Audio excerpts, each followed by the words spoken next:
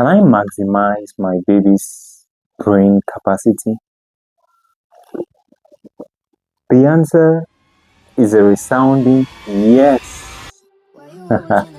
Yes, you can maximize your baby's brain capacity. And you might have asked this question before: why is it that the children of this generation are born so smart? Okay, I don't know what you think. I would really love to see your thoughts in the comment section below.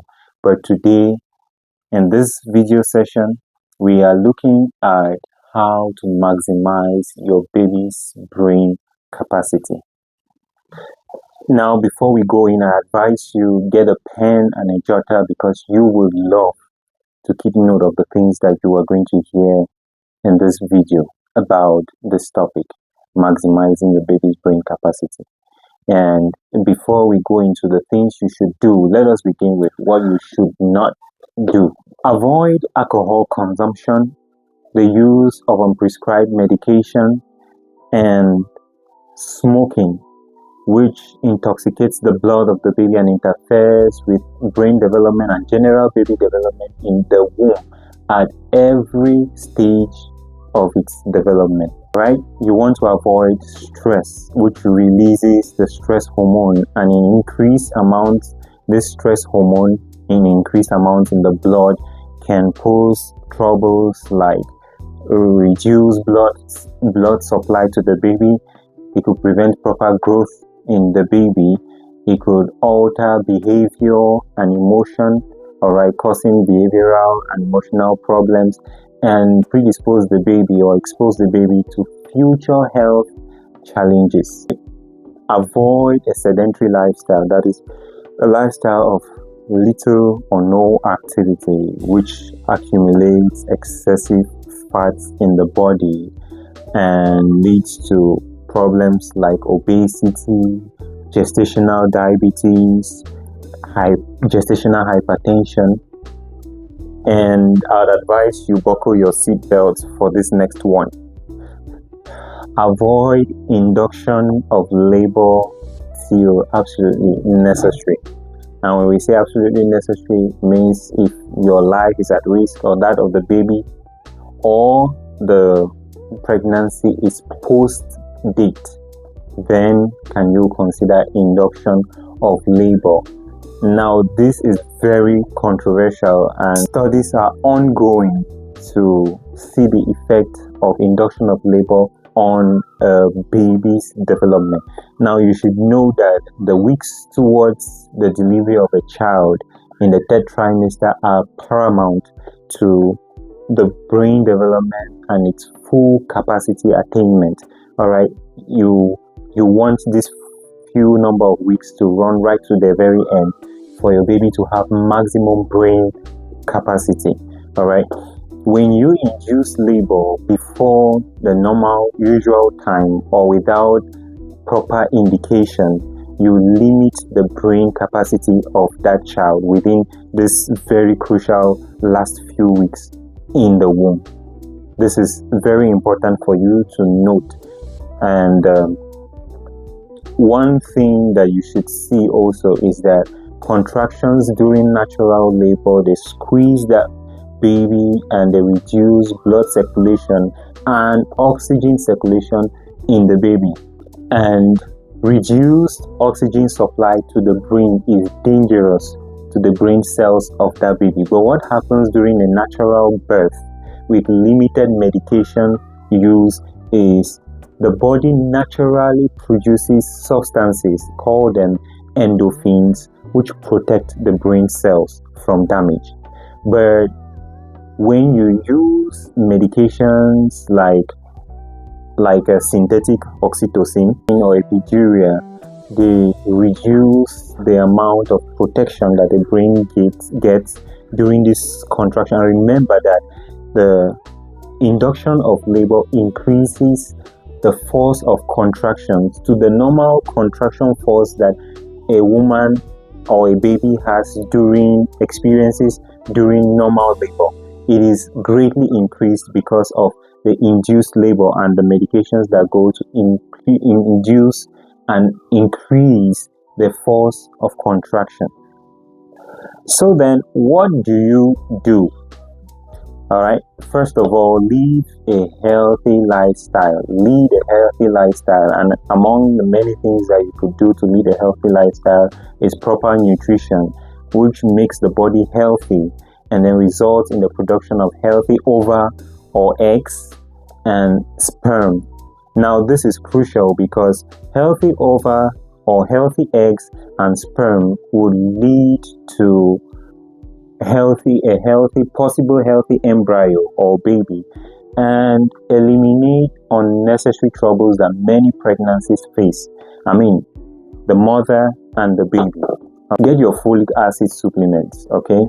Very necessary. Get your folic acid supplements 1 month before conception, or if you have had cases, you yourself as a woman have had cases of neural tube defects where the spinal cord or the brain of the baby have malformations, it is advised that you get folic acid supplements 3 months before pregnancy, at least 3 months before pregnancy.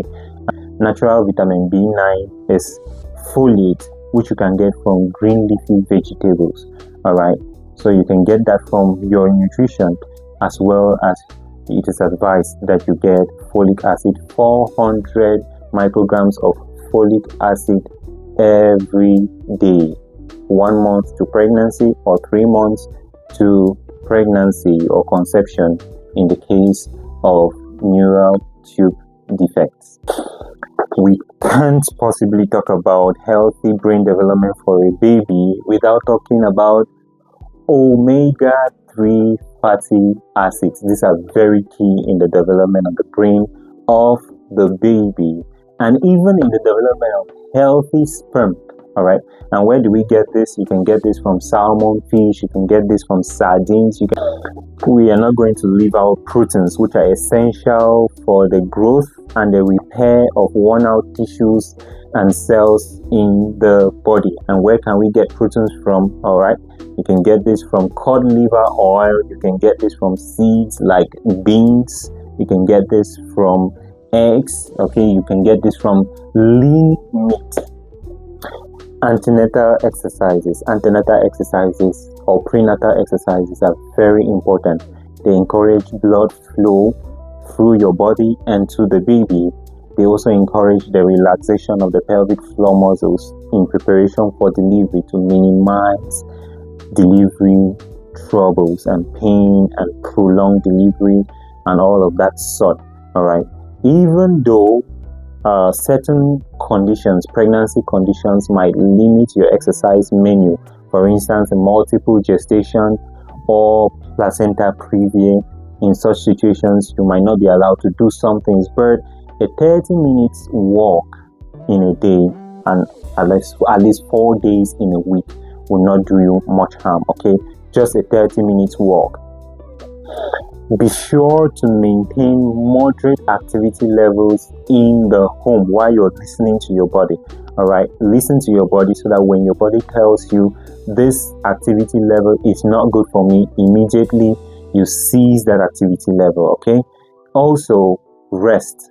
Rest is a way of avoiding stress. All right, so you don't build up stress. And when we talk about resting, we are talking about 7 to 9 hours of sleep at night, with sandwiches of naps within the day, all right, as necessary. All right, again, listen to your body.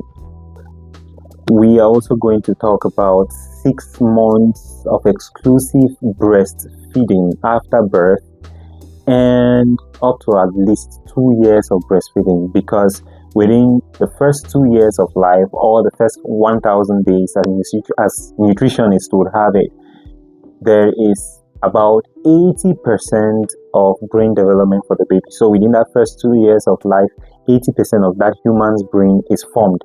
And then the rest of the life continues with 20% formation. All right. And what is necessary, the energy that is necessary, the nutrients necessary for brain development are easily picked up from breast milk. So it's important, do 6 months exclusive breastfeeding and at least 2 years further breastfeeding. And you might be saying, oh, I can't breastfeed because of your particular condition. That is okay. You We'll have to see the nutritionist. Whatever formula is decided upon, which is best for your baby, use that to the recommended time period as guided by your nutritionist or your pediatrician. And finally, set a homey and loving environment for this child even before conception. Now, the weight of this responsibility lies on both parents, all right, not just the mother, both the mother and the father. Just an aside, I was part of a delivery process. We assisted this woman. We birthed the child, and the child was born, and the child was born post-term, after the time required for birth. And the mother was like, maybe this child delayed in coming forth because he knew that he was going to be born into a very, very troublesome society. At the time, there was a lot of chaos in the country. All right, so the child, like, we laughed over that, but there is some level of truth to what that woman said. The babies are very sensitive to their environment. In fact, from 27 weeks in the womb, all right, we are looking at sometime in the 7th month of pregnancy, these children are sensitive to their environment, their external environment, and they communicate. All right, this is where the baby begins to learn the mother's voice, all right, and the father's voice if he comes around. All right, the voice that they know, the environment, all right, their external environment can let them know that there is home, there is love waiting for you outside there, or there is chaos, all right, and you don't want to get out there. All right, and how do they know? They know it even from their mother. The kind of feelings the mother has, the impression or the feelings, the experiences that the mother gets is being translated to these children, and they can know, oh, my mother is happy, mommy is sad right now, mommy is moody right now. They feel it, okay, and that tells them what awaits them in the outside world. So it's the responsibility of both parents to set a homey and a loving environment for these children even before conception. Now let's talk a little bit to the fathers or the partners. All right, lead a healthy lifestyle as a partner. It is not just for the woman to lead a healthy lifestyle to carry the baby, but you as the partner must lead a healthy lifestyle. Because if, for instance, you don't lead a healthy lifestyle, you smoke, all right, you predispose your wife to smoking as well, all right. You expose her to the toxins that come from that smoke that you release while you smoke. So I'm not saying that you should go away from her when you want to smoke, all right, and then come back to her when you're done smoking. No, smoking destroys your sperm and renders your sperm unhealthy. And when you donate unhealthy sperm, you're going to suffer to conceive. Even if there's conception, you can have miscarriages. If the embryo succeeds to go through, there might be birth defects, all right, and other predispositions, ill health exposures later on in the future as a result of an unhealthy lifestyle. That was just an example, right? Lead a healthy lifestyle as a partner. As a partner, you must avoid stress and aggression transfer to your wife, because this plays down on the homey environment that you aim at setting for this child. You must also provide for your wife and enable her, encourage her to stick to what we have recommended in this video. The things we have recommended above, you must encourage her to stick to that. And above all, the best gift you can give to that child, or one of the best gifts you can give to that child, is to love his or her mother. Love her, because that sets an environment for that child, a comforting environment that allows the child to develop well, to be nurtured properly. Before now, we had spoken of the baby being intelligent to the external environment right from somewhere around 7 months of pregnancy. This is the bonding time for you as a father when the child could learn your voice. Spend quality time with your child, all right? While in the womb, spend quality time. Take time off to talk to this child, sing to this child, bond with this child. Now, as a crown over everything we have spoken, parents, pray together. Pray together for these children. Speak words of love and assurance and concern towards these children. Avoid names that do not have much meaning. All right, use meaningful names that proclaim blessing. All right, avoid the curse words over these children. There are times when these children might really do a hurtful turn in the womb, and it's so painful. And instead of using a curse word or a painful word or a word with negative implications, use a blessing over them. Pronounce that blessing over the children. In Genesis chapter 49, we see Jacob, who was named Israel, pronouncing blessings on his children. Just look at the list of blessings right there and be inspired to bless your children. Spend time to proclaim blessing over them. Read the word of God to them from the womb. Yes, train these children up in the fear of the Lord. This is very important, and it has untold amount of benefits. All right, speaking these words of scripture to them and training them to fear the Lord, because obviously He alone is the one that can bring them up rightly and ensure that they live in the way that is expected of them.